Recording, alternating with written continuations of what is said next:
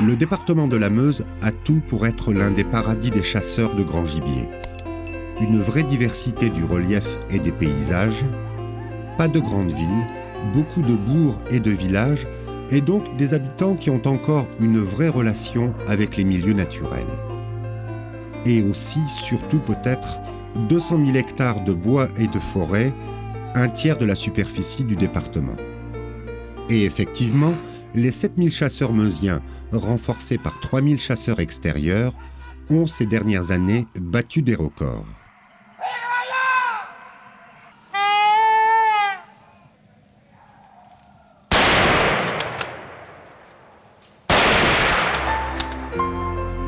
Record pour les prélèvements, bien sûr, jusqu'à 18 000 sangliers pour une saison de chasse, mais aussi record pour les dégâts agricoles. Les chasseurs meusiens sont en effet dans le peloton de tête des départements à dégâts avec 1,5 million d'euros. Mais plus qu'un problème financier, les dégâts, lorsqu'ils atteignent une telle ampleur, deviennent avant tout un problème politique. Les chasseurs, dans la Meuse comme ailleurs, ne peuvent pas entrer en conflit ouvert avec les agriculteurs et les forestiers. Notre première étape en Meuse est le massif forestier de Verdun. 10 000 hectares répartis en plusieurs chasses, dont celle de la vallée d'Orne, animée par Louis Moulin et François Barre. On va chasser Douaumont. Alors pour améliorer les chances, on va faire des enceintes un peu différentes. La première enceinte, on va faire Besanvaux, qu'on va élargir, Jean, tu écoutes, avec pratiquement toute la Vosges. La traque fera un petit mouvement. Ça ne sera pas trop long, 1h15. La deuxième, Jean, pour te faire plaisir, on va faire le Toussaint, là, et on va y adjoindre la Chartonne où tu nous as promis qu'il y avait quelques sangliers. Alors tu vas être contrôlé par les caméras, je le préviens. Tous les Meusiens appellent ce massif la zone rouge, et cette dénomination n'a rien de synégétique. Elle témoigne de l'état de cette région à la fin de la guerre 14-18. Allez, on ne fait plus de bruit maintenant, hein ? Allez. Ces collines ont été tellement dévastées, bouleversées, que l'État français a décidé de geler ce territoire et de le transformer en forêt. Au passage, les habitants de 10 villages détruits ont été déplacés. Celui qui est le premier fusil là, à la flaque d'eau, ça saute bien ici dans le coin. Hein. D'ailleurs, vous devez retrouver la coulée que j'ai sortante du matin qui doit rentrer là-dedans ou bien chez les voisins. C'est-à-dire qu'on fait Besanvaux, plus la Vosges, on occulte les deux lignes là. C'est bien ça là.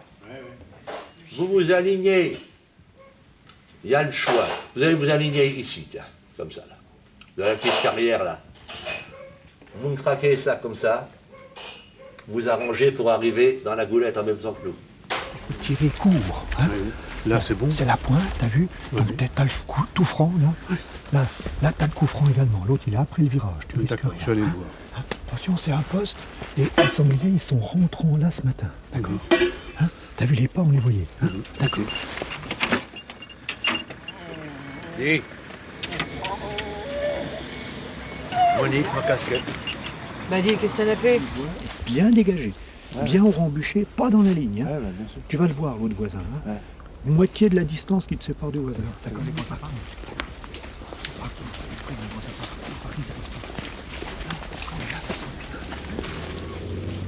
On appelle ça l'eau Douaumont parce que au bout de cette chasse-là, il y a le fort de Douaumont. Et ma mère est née ici. Parce que c'est mon grand-père qui faisait les forts avant, là, il y a 14 ans. Ça fait 50 ans que je chasse là. Et on a eu la chance de pouvoir relouer. On vient de relouer pour 12 ans. Ici, là, mets-toi là. Mon père n'était pas chasseur et j'ai eu la chance d'avoir des voisins, j'habite Verdun, moi, qui étaient des chasseurs professionnels et qui n'avaient pas d'enfants. J'ai été un peu élevé par eux, quoi.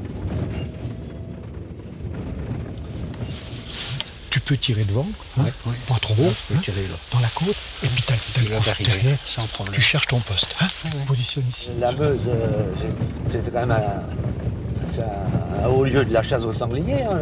Alors, on en tue 20 000 par an. Même le préfet hurle parce qu'il y a des dégâts.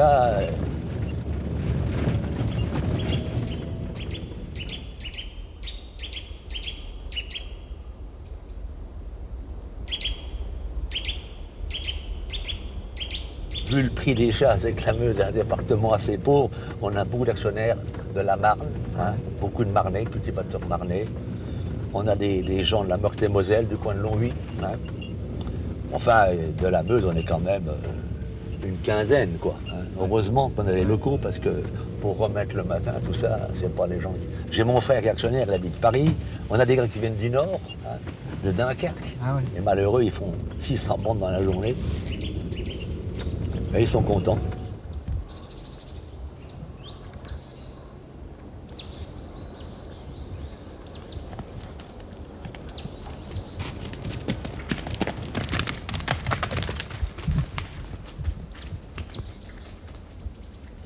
Alors, que je fasse pas de bêtises, parce que je discute et puis après on va être perdu là. Hein. On va attaquer là.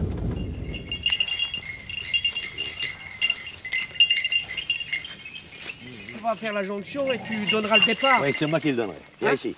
Nous on démarrera que quand tu auras donné le coup de corde. Ok. Allez, monsieur Ricky. Allez voir ces bêtes là.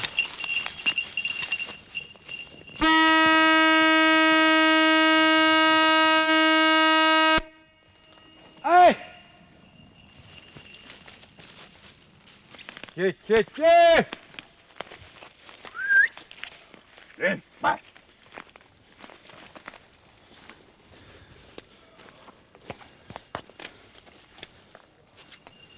Vous voyez les obus qu'il y en a encore.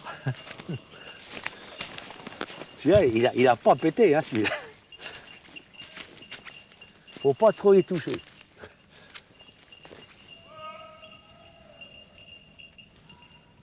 Tiens! Allez!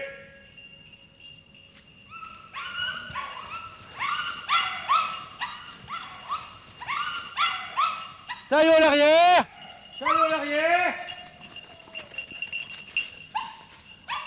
Il y a 2 ans, on a tué 450 de sangliers.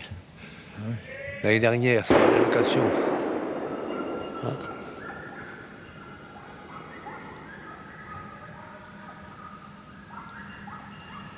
Cette année, on doit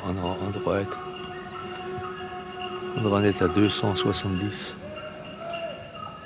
On a un minima à faire de 250 parce qu'il y a plein de tirs en Meuse. Hein. Ouais. Si on le dépasse, c'est la prison. Si on n'en fait pas, c'est aussi pas la prison. Tiens!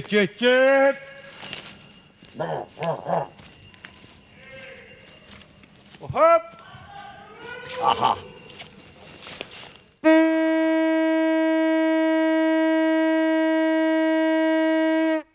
Attention là-haut! il était temps. Hein.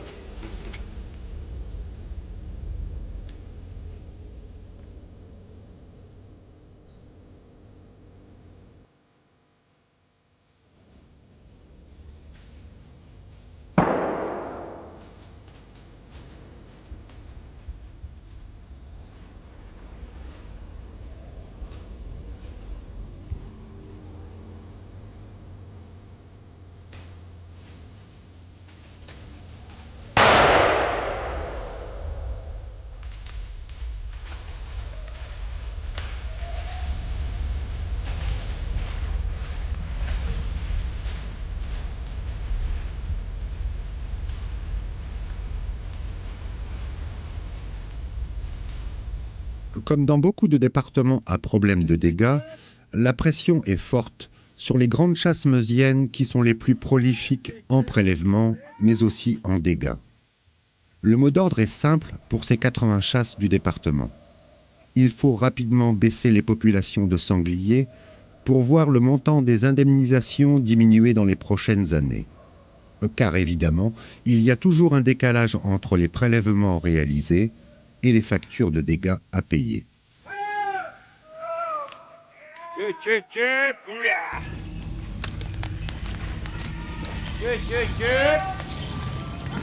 Aïe! Ah, ils veulent pas sauter là-dedans.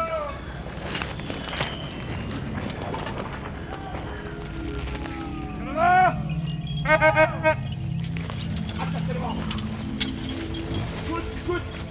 Pas facile pour les responsables de chasse de gérer de tels problèmes, satisfaire les recommandations de la Fédération des chasseurs et les exigences des autorités départementales, mais aussi répondre à l'attente des sociétaires chasseurs qui se sont habitués à des prélèvements importants. Sans oublier le fait que plus d'un tiers des chasseurs de la Meuse est extérieur au département et se sent donc peu concerné par les problèmes relationnels et politiques générés par les dégâts.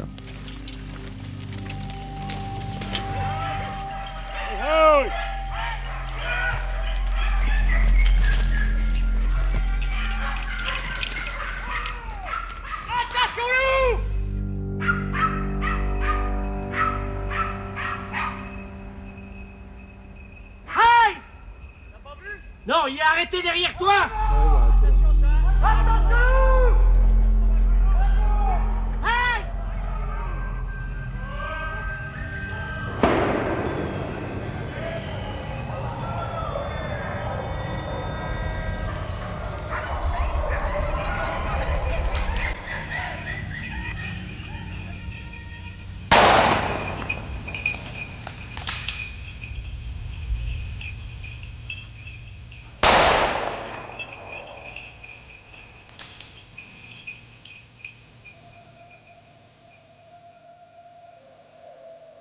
Nous sommes dans une région de grandes forêts. Nous avons l'Argonne d'un côté, la forêt d'Argonne, qui est une très belle forêt. Nous avons le massif de Hesse, la forêt de Hesse, et puis la forêt de Verdun, les forêts de la Wavre. Si vous voulez, il y a des dizaines et des dizaines de milliers d'hectares de forêt. Alors ça, c'est une chance inespérée. Vers les années 65-70, il y a eu un creux. Parce que les chasseurs ne faisaient pas de gestion. On tuait tout. Il n'y avait pas de gestion, on tuait tout. Alors à ce moment-là, le sanglier, je ne dis pas qu'il ait disparu, mais il était quand même au plus bas. Et puis c'est à ce moment-là que les chasseurs, tout au moins dans les grandes chasses, dans les chasses sérieuses, on a commencé à comprendre qu'il fallait faire de la gestion. Par exemple, ne pas tirer les grosses mers, chasser moins. Il y a des petites chasses qui chassaient continuellement, une fois ou deux dans la semaine. Les petites chasses, c'était pas très bon. Si vous voulez, dans une gestion, pour avoir du gibier, il faut déjà ne pas chasser très souvent. Le gibier n'aime pas d'être dérangé, souvent. Même si vous avez un gros massif, la première chose à faire, c'est de ne pas chasser trop souvent, de ne pas le déranger trop souvent. Puis alors l'agrainer, bien sûr, comme nous faisons actuellement. Et puis respecter les reproducteurs, les reproductrices, plus exactement, les grosses mamans, les laits. Voilà. Et vous chassez depuis combien de temps là ? 74 ans. 74. Ouais, je suis à ça, mon 74e permis de chasse.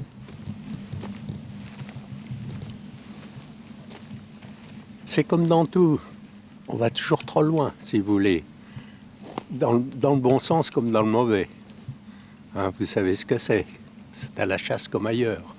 On exagère toujours du bon côté comme du mauvais. Il y a un phénomène de fond qui est que les chasseurs ont appris depuis de nombreuses années à mettre en pratique. C'est une formation des chasseurs sur 20 ans, donc ils ont mis en pratique des règles de gestion sur le sanglier. Alors avec plan de chasse ou sans plan de chasse, mais disons que le résultat final est que 20 ans d'éducation de chasseurs et d'exemples qui leur ont été montrés ont fait qu'ils ont fait sur le terrain des règles qui ont augmenté les populations de sangliers. Dans le département de la Meuse, les précurseurs, c'est 25 ans. Et nous avons eu en parallèle aussi un plan de chasse généralisé dans le département en 97. Et ce n'est pas que ça qui explique les choses. Il y a aussi en parallèle le contexte du département. Il faut savoir que nous sommes un département extrêmement boisé, un tiers du département. Nous sommes d'abord un grand département, 6250 km². Ensuite, vous avez plus d'un tiers du département qui est boisé, donc un potentiel en termes de sangliers extrêmement important. Et parallèlement à ça, vous avez un département qui, d'un point de vue agricole, est extrêmement important, puisque sur certaines denrées, le département de la Meuse est dans les premiers en France.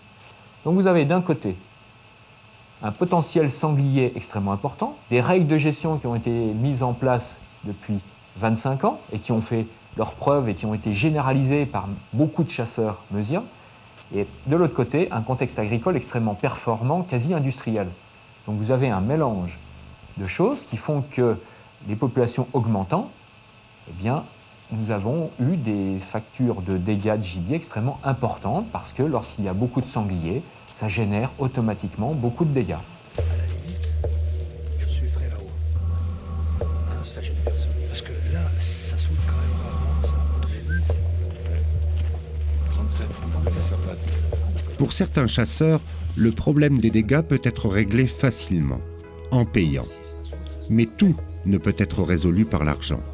Il suffit de rencontrer l'un des représentants du monde agricole de ce département pour comprendre que cette question sensible se situe à un autre niveau.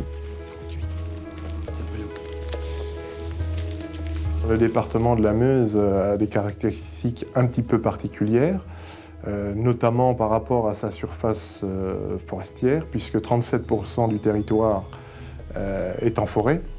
Pour autant, tout ce qui est autour de la forêt, ce sont des productions agricoles, pâtures, mais pas seulement des pâtures, des cultures également, et notamment du maïs grain qui pose beaucoup de problèmes, puisque le maïs grain dans les vallées occasionne de nombreux dégâts par les sangliers.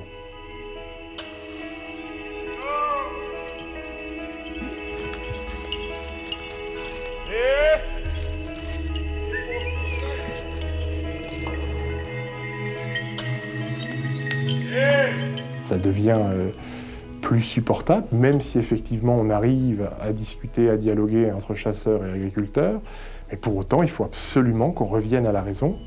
Et quand je dis revenir à la raison, c'est pas plus un sanglier sur le département. Bien au contraire, je crois que les dégâts zéro ne peuvent pas exister. On veut bien accepter des dégâts.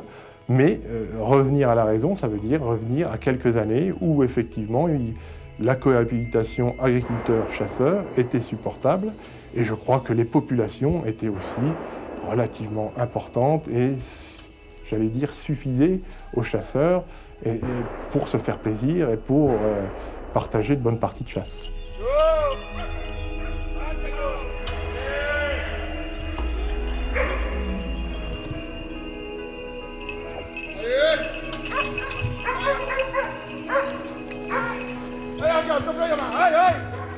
À partir du moment où on dit « vous, agriculteurs, vous n'avez rien à dire puisque vous êtes indemnisés et de toute façon, si on a envie d'avoir beaucoup de sangliers, on aura beaucoup de sangliers », c'est pour moi mission impossible. Parce que le territoire, on est beaucoup à le partager et je pense que l'agriculture est un de ceux qui l'entretiennent le plus et du mieux possible. Et à partir de ce moment-là, cette cohabitation n'est possible que si on prend en compte un minimum de remarques de l'agriculture et on doit travailler avec l'agriculture.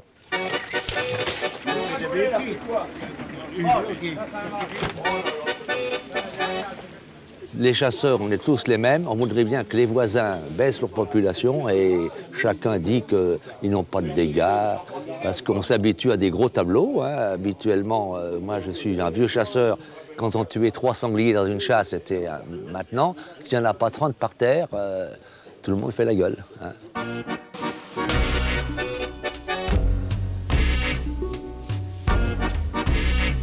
On a beau leur dire, leur répéter qu'il faut s'habituer à faire des tableaux de 10, 12 sangliers. Une chasse comme nous, ça serait très bien. Mais quand on est habitué au luxe, c'est difficile. Vous savez, quand vous êtes agriculteur, que c'est votre métier, que vous ensemencez, que tout au long de l'année, vous entretenez votre culture et que vous avez envie de la récolter. Et le fait que du matin au soir, vous avez les sangliers qui piègent, qui abîment la culture et qui la détruisent, voire complètement, c'est quelque chose d'insupportable pour certains et c'est compréhensible. Et je crois que le monde de la chasse le comprend, même si effectivement il y a quelquefois des réticences et des incompréhensions, mais au moins les gens du cru et au moins les chasseurs du cru savent ce que c'est, puisqu'effectivement, quand une culture est complètement détruite, tout le monde le vit mal, y compris les chasseurs quand ils ont un minimum de responsabilité et de franchise. Au départ, la traque de gauche a levé donc des sangliers qui n'ont pas été tirés pour des raisons diverses. Nous, on a levé dans la plume 12 sangliers. Et ils sont rentrés, ils ont failli culbuter l'Armand, qui ne dormait pas, mais il parlait avec ma femme, paraît-il.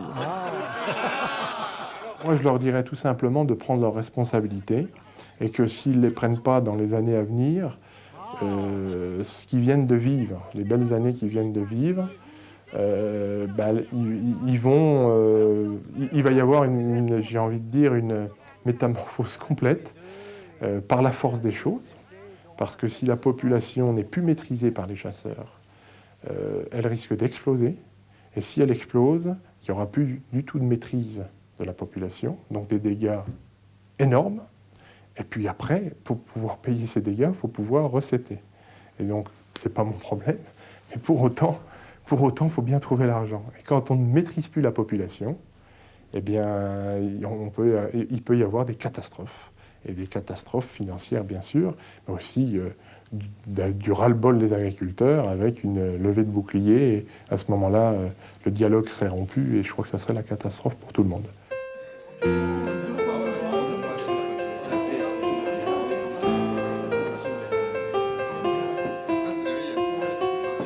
Nous poursuivons notre voyage en Meuse, dans le sud du département, près de Ligny-en-Barrois, pour découvrir des chasseurs détendus qui vivent leur passion sans contrainte ni angoisse pour l'avenir. Une chasse normale en quelque sorte, mais qui fonctionne depuis toujours avec d'autres objectifs de gestion des populations. Il y a des secteurs où il y a de la surpopulation, on dira. De la surpopulation. Mais bon, une forêt, j'estime, moi, correcte, c'est du 7-8 sangliers au 100 hectares. Voilà. Il ne faudrait pas plus. Bon, malheureusement, je dis malheureusement parce que c'est pas bon. Il y a des forêts où, bon, on approche les 80 ou 100 sangliers au 100 hectares. Hein, bon, ce n'est plus raisonnable. Le 11, il va être ici. Le 12. Le 12, ici. Gérard Mangeot dirige cette chasse de 420 hectares de forêt domaniale et communale. Bien sûr, ici les prélèvements n'ont rien de comparable avec ceux des grandes chasses du département, 20 à 25 sangliers, autant de chevreuils pour la saison. Mais les chasseurs meusiens prêts à rejoindre cette chasse sont tout aussi nombreux qu'ailleurs. Il y aurait donc dans la Meuse des chasseurs qui sont heureux avec 5 sangliers à prélever aux 100 hectares. Rien n'est perdu alors pour l'avenir de la chasse aux sangliers dans ce département.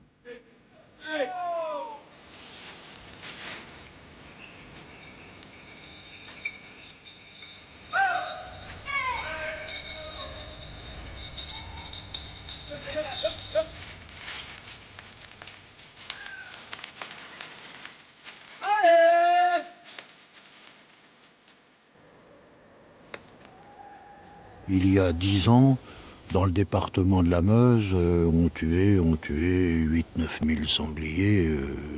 Ça devait être à peu près ce qui se tuait sur le département. Bon, ces dernières années, c'est de l'ordre de 16-17 000 sangliers. Donc, c'est plus du tout pareil. Hein, c'est plus du tout pareil. Donc, on comprend que bon, les autorités pensent que y en a de trop et que bon, il faut revenir, non peut-être pas comme on était il y a 10 ou 15 ans, mais en fait il faut diminuer la population, ça c'est sûr.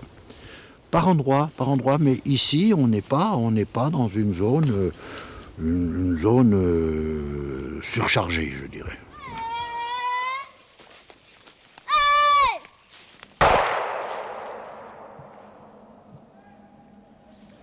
On a un peu de sanglier, mais c'est dans le domaine du correct. Mais il y a des bois, des forêts où c'est beaucoup trop. Les dégâts, effectivement, il faut les payer, donc qui les paye, c'est nous. Hein.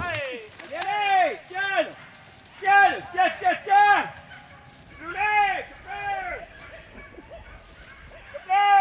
Allez.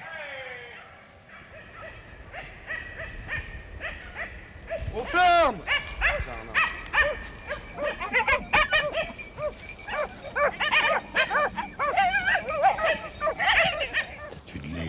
idiot, peut-être, oui. Le sanglier a littéralement explosé depuis la tempête. La tempête nous a apporté du sanglier. Pourquoi? Parce que déjà, nous n'avons pu chasser que jusqu'au moment de la tempête, c'est-à-dire au 31 décembre. Après, on était 2 mois sans chasser. Donc là, ça s'est déjà bien reproduit. Et au moins les 2 années après la tempête, les bois n'étant pas dégagés, ça a permis aux sangliers de se repeupler beaucoup plus facilement parce que nous avions beaucoup plus de difficultés à aller les chercher dans le bois cassé et dans ce qui était tombé, enchevêtré un peu partout.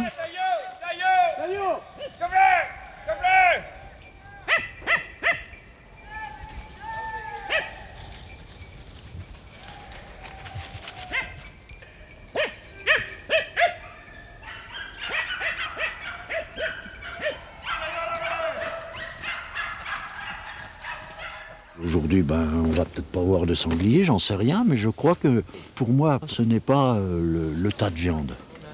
Hein, c'est pas ça. Bon, on vient, on tire de temps en temps une bête, chacun repart avec son morceau de gibier.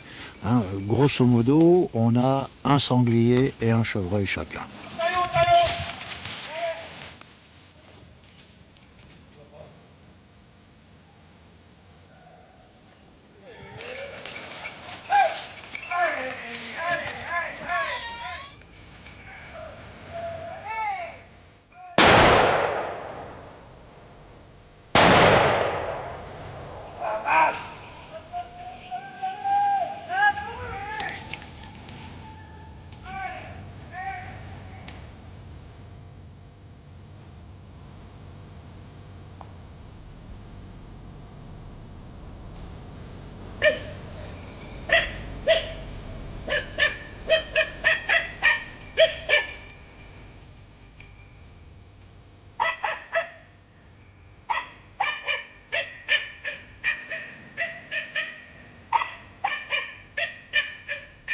Je voulais que tu leur montres comment c'est quand tu leur as montré comment c'est qu'ils loupaient. Inadmissible. Parisien. Parisien. Une enceinte bredouille de temps en temps, ça fait du bien. Ben, attendez, le sanglier, c'est quand même un animal sauvage. On l'a pas clôturé dans les parcelles forestières. Donc, qu'il bouge, qu'il soit plus malin que nous parce qu'on a claqué trop fort les portières, ça fait partie de l'acte de chasse. Et s'il y en a tellement que, quelle que soit l'enceinte, on enlève et que certains autour de la parcelle vont en tuer, quel est l'effet de surprise? Quelle est l'émotion? Moi, à titre personnel, je suis heureux de tuer un sanglier. Parce que c'est 3 journées, 4 journées de chasse, 5 journées de chasse, on les a vus, ils se sont sauvés, qu'il a fallu être plus malin qu'eux, qu'il y avait un poste pas gardé, ils sont partis par là. Et moi, je m'y retrouve dans ce genre de choses. Mais c'est vraiment personnel, ça. C'est un sentiment qui n'engage que moi. Mais je trouve que le sanglier est un fabuleux animal de chasse. Il y en a d'autres, mais il mérite plus qu'un simple tir au saut d'une ligne par des gens qui ne le connaissent même plus et qui finalement attendent que les traqueurs leur bottent le train.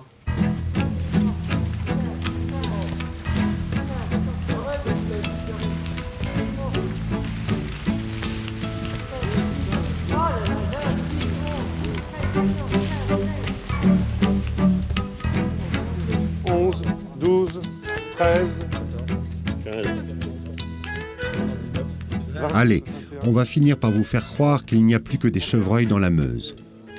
Pour nous comme pour vous, il faut être patient et être au bon poste.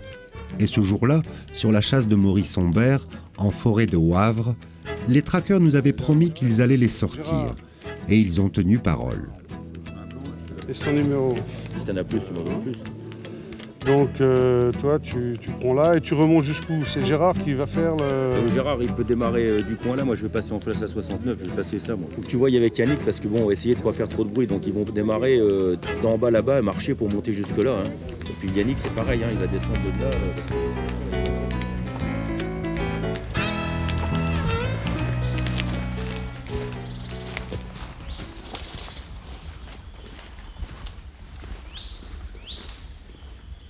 Il y a un gros qui rentre, mais au moins 25 de sauter. Il y avait, sur les 25, il y a au moins 15 tirants.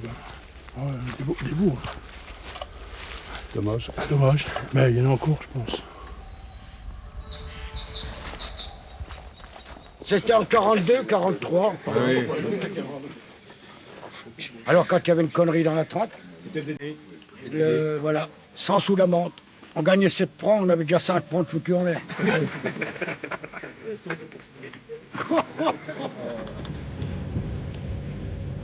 Ah mais d'habitude, le chef, il va aussi bien que ça. Ouais, mais là, tu sais... Il a vu. Il traverse. Petit robe.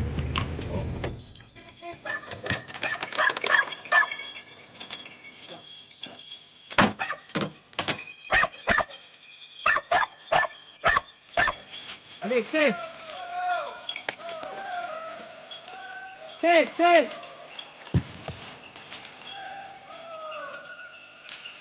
Allez, allez!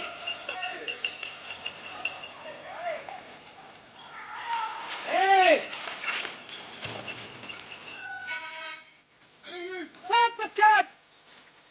Alignez-vous là! Écartez-vous par là. Hey! Hey! En avant, doucement! Hey! Hey! Hey! Hey!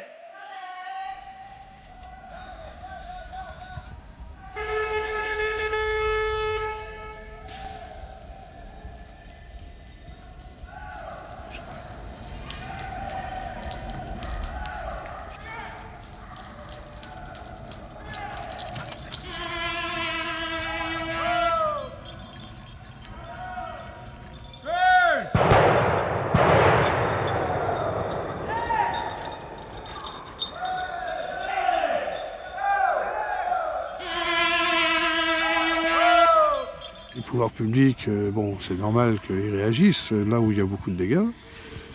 Peut-être que les chasseurs devraient aussi comprendre à ces endroits-là que ils doivent être probablement plus vigilants et tirer peut-être un petit peu plus d'animaux, changer leur méthode d'agrainage, pourquoi pas. Enfin, techniquement, il y a des tas de choses à regarder avant d'aller à la bâtie administrative qui reste finalement quand même une menace permanente. Donc ça, c'est extrêmement désagréable. Où est Gérard? Gérard, tu vas prendre toi le chemin de l'officier, tout le chemin de l'officier. Je crois, oui. Mais Bon, lui, il connaît jusque devant la 65. D'accord? La pression, elle est générale, et je pense que le président de la fédération doit le ressentir encore plus que quiconque. On ne peut pas dire que nous, on ait une pression à ce niveau-là, et c'est aussi dû au fait que on n'a pas forcément non plus beaucoup de dégâts, et puis de là être en surpopulation, je ne crois pas. Hein. Et en tout cas, on y fait très attention. Il y a des zones qui sont quand même plus je dirais, sous surveillance que d'autres, pour des raisons liées peut-être au mode de chasse ou une pression de chasse trop faible, tout simplement. Hein. C'est ce qu'on entend dire, hein, que les pressions de chasse sont peut-être trop faibles à certains endroits. Il est national, le problème des dégâts. Il est national. Et en fait, il a peut-être été beaucoup plus accentué chez nous, parce que je crois qu'il y avait une tradition de ne pas chasser beaucoup, qu'on a gardée. Je ne sais pas si vous avez pu voir, on ne chasse que 2 jours par semaine en battue, dans la Meuse. Hein. Il y a tout ça. Je crois qu'on a été un petit peu devancé par ce problème de surpopulation. Et on a retardé notre action pour prélever plus. C'était aussi un changement culturel pour nous, et on n'était pas préparé à ça.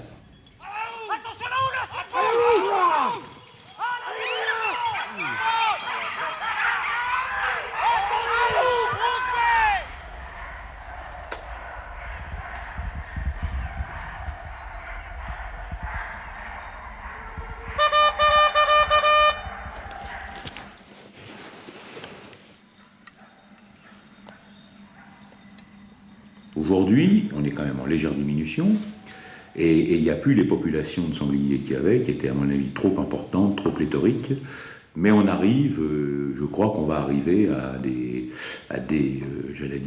quotas de dégâts et des quotas d'animaux de prélèvement disons, dans la norme. Mais je vous fais remarquer que l'année où on a eu 9,5 millions de dégâts, je parle en francs, et où on avait prélevé quand même près de 18 000 sangliers, les chasseurs meusiens ont toujours honoré leurs bêtes. Des plus petits chasseurs aux plus grands chasseurs. Hein, il faut le savoir. Hein. Il n'y a jamais eu de conflit à la fédération et aux assemblées générales pour refuser de payer les dégâts. Hein. Ça a été un effort important à faire, mais en fait, il a été fait. Et le monde agricole a toujours eu ses dettes de payer.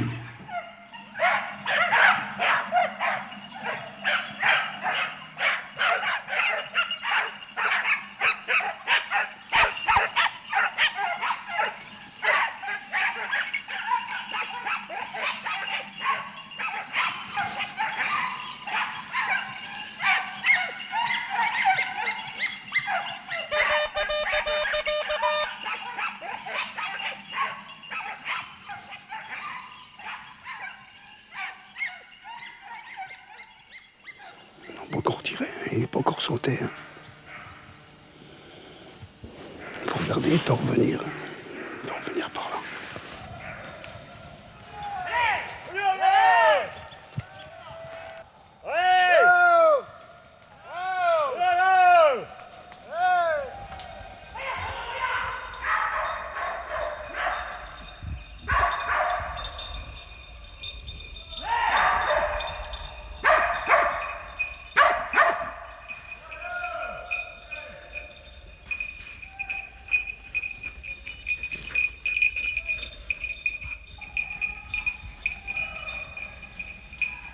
Il y a le discours de dire, bon, les chasseurs, de toute façon, nous, on préfère payer les dégâts et avoir du gibier.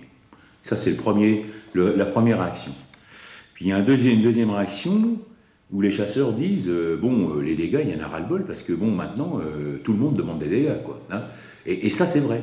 Il y a une dérive aussi, quand même, il faut le dire, du monde agricole, qui, certes, a subi des dommages considérables. Dans les années, il y a 2 ans, il y a 3 ans, même encore un peu cette année, mais surtout il y a 2 ans, il y a 3 ans, des dégâts considérables et des dommages importants. Là où il y a eu des problèmes, j'ai été dans les réunions de secteur l'expliquer. Et qu'il fallait qu'on arrête, quoi. Il fallait qu'on arrête pourquoi ? Qu'on arrête pourquoi ? Parce que c'est nous qui payons intégralement les dégâts, partout en France. Vous le savez bien. Et l'avance financière que l'on avait était mangée progressivement. Donc pour éviter de continuer à taper dans la caisse de réserve, tout en ayant des prix de bracelets, au prorata des zones à dégâts, puisqu'il n'y a pas le prix de bracelet identique partout, pour ne pas dépasser l'insupportable, c'est-à-dire aux alentours de 60 € le bracelet, qui nous semblait déjà un prix important, eh bien il fallait réagir, et en fait j'ai responsabilisé les chasseurs de ces secteurs. Hein. Donc en leur disant, attendez, si on veut continuer à pouvoir payer, si on veut continuer à avoir une certaine solidarité entre nous, il faut que les zones les plus rouges, entre guillemets, deviennent un peu moins rouges. Hein. Donc ça a été beaucoup plus, en fait, un travail de contact sur le terrain et de relations entre les sociétés de chasse.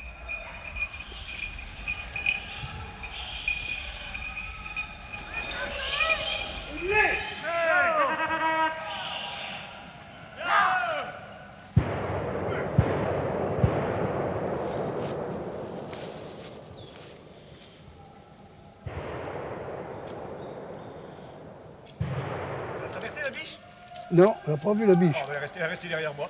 Ah bon? C'est dommage. Juste au coin de l'enceinte, là. Oui. Et une lait qui passe. On l'avait déjà vu, on la laisse passer.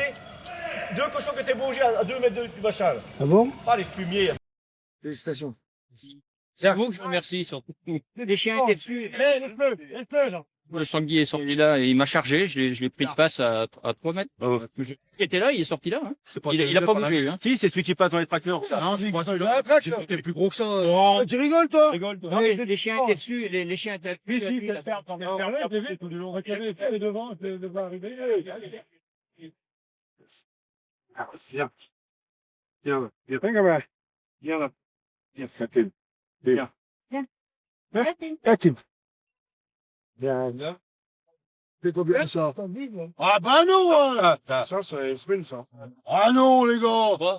Ah bah non hein. Et Dédé, tu la vois mal, là. Dédé, ça sent mieux comme la... On la verra après la belle. Parce que ton œil, il est pas trop bon, Dédé. Hein.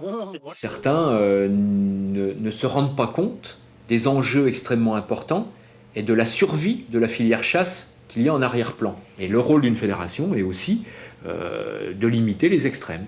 Je crois qu'il y a un moment, quand on va trop loin, la fédération a un rôle de dire « stop, on va trop loin, revenons à quelque chose de raisonnable pour tout le monde », et y compris pour les autres acteurs que sont les agriculteurs ou les forestiers, bien sûr. Mais c'est d'abord, on va être un petit peu égoïste, c'est d'abord nous hein, quand même. C'est notre pérennité de nos chasseurs et de la bourse de nos chasseurs. Et les problèmes financiers liés aux dégâts ne concernent pas que les chasses prolifiques. Ils touchent aussi directement, par le prix des bracelets, les chasseurs des nombreuses ACCA de la Meuse, comme celle de Bar-le-Duc, présidée par Daniel Lescoart. Hey! Hey! Oh! Hey! Hey, hey, hey! Hey! Ouye! Ouye! Ouye!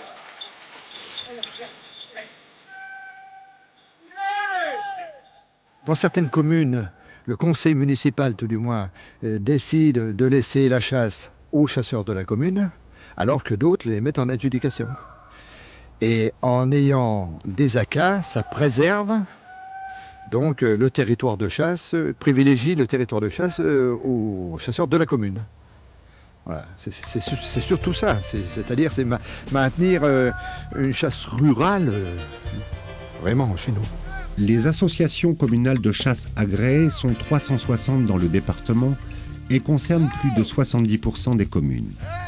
Mais tous les chasseurs des ACCA sont aussi touchés par cette inflation du coût des dégâts. En effet, comme le système d'indemnisation est mutualisé, il est facile de comprendre que les chasses qui génèrent beaucoup de dégâts font aussi payer par les autres les dépenses d'indemnisation. La chasse en Meuse devient donc chère, même pour ceux qui la pratiquent dans le cadre des ACCA. Justement, les ACA sont faites pour qu'on ait des prix abordables, que tout le monde puisse chasser. Parce que si on veut vraiment avoir du gibier, il faut payer. Faut payer, il faut aller dans des grosses chasses, c'est tout. Mais nous, les ACA, ce qu'on veut, c'est garder une ambiance de convivialité.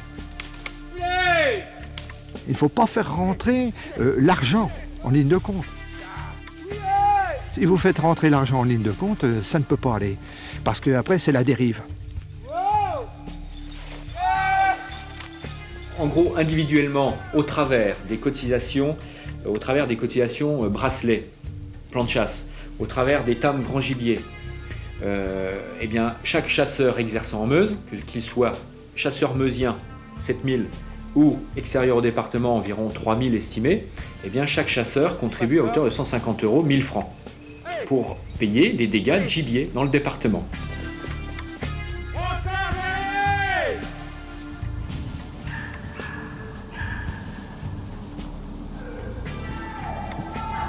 Bouge pas. Ne bouge plus, ne bouge plus. Laisse venir. Sinon, c'est pas relève qui va faire. 1000 francs ou 150 €. Ça paraît peu. On se dit, tiens, ils peuvent les mettre. Mais il faut quand même savoir que nous sommes un département rural, que tout le monde n'a pas des moyens énormes, et que si les factures augmentent, il y a le risque que des chasseurs modestes arrêtent la chasse, et donc ça veut dire que vous concentrerez sur un nombre réduit de chasseurs les sommes à payer toujours plus importantes. Donc en termes économiques, on peut quand même se poser la question d'une filière qui a une inflation galopante. Il est plutôt raisonnable d'arriver à un seuil et à un niveau acceptable par tout le monde, les chasseurs et la bourse des chasseurs, les agriculteurs, les forestiers, le tout dans un contexte entre guillemets paisible pour que monsieur le préfet et l'administration n'aient pas de problèmes importants à gérer aussi. Les chasseurs meusiens ont donc au bout de leur fusil ou au pied de leurs agrès noirs, l'avenir de leur passion. Les premiers résultats de la récente saison de chasse sont encourageants. Une forte baisse des prélèvements qui, de 18 000, sont redescendus à 12 500 sangliers. La population d'animaux serait donc en baisse et la facture des dégâts devrait suivre le même mouvement.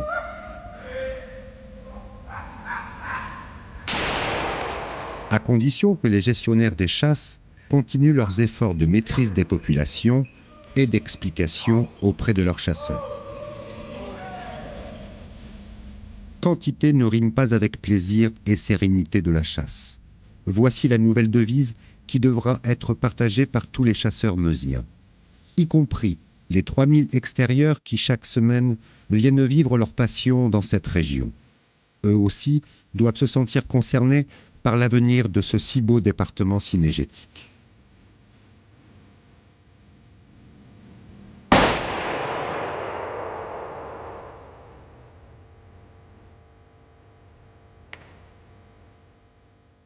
Le sanglier est un très bel animal. Il mérite d'être chassé, pas tiré. Il mérite des surprises, c'est-à-dire que lorsqu'on est dans une enceinte, on ne doit pas systématiquement dire oula ça y est, ça se lève et on va le tirer. Le sanglier mérite mieux que ça. Ce n'est pas en mettant des sangliers jusqu'à certains niveaux, c'est-à-dire plusieurs dizaines de sangliers au 100 hectares, qu'on va avoir quelque chose de parfaitement défendable. Je crois qu'il faut reprendre une certaine forme de raison et arriver à quelque chose de pérenne à très long terme. Sinon, la chasse, elle sera attaquée, on ne recrutera aucun jeune. Il y a un problème financier, mais il y a un problème aussi de qualité de chasse. C'est aussi bien du non mesurable que du mesurable. C'est un tout, la chasse. C'est aussi des sentiments et des valeurs que l'on donne aux choses. Et je crois que le sanglier mérite plus qu'un simple tir au saut d'une ligne et d'être empilé le soir sur un tableau où les gens, certains, ne regardent même plus le tir des animaux, comment ça a été tiré, qui a tiré, certains ne se rappellent même plus quel est l'animal qu'ils ont tiré. Je trouve que le sanglier mérite mieux que ça.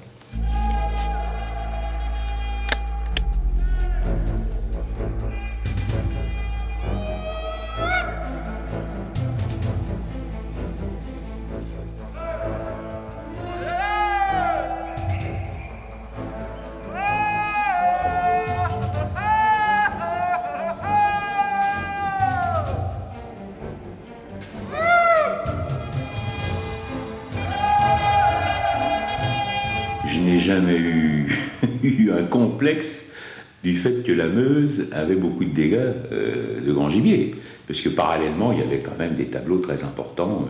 Alors aujourd'hui, c'est vrai que bien, on a pris vraiment le problème à bras-le-corps, quoi, hein, et je crois qu'on est sorti un peu de cette ornière, mais il faut rester là. Je suis sûr que les chasseurs meusiens ne voudront pas aller plus bas. Ils ne voudront pas aller plus bas.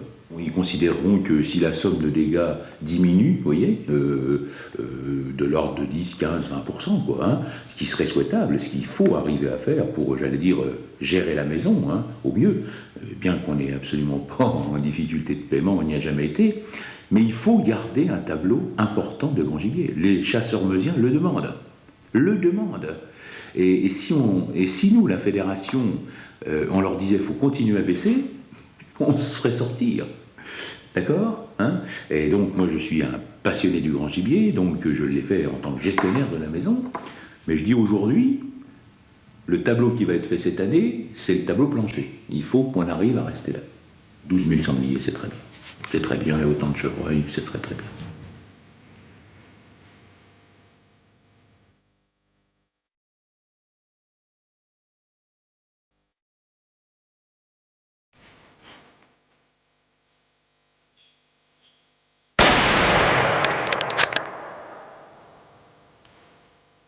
Attention là-haut!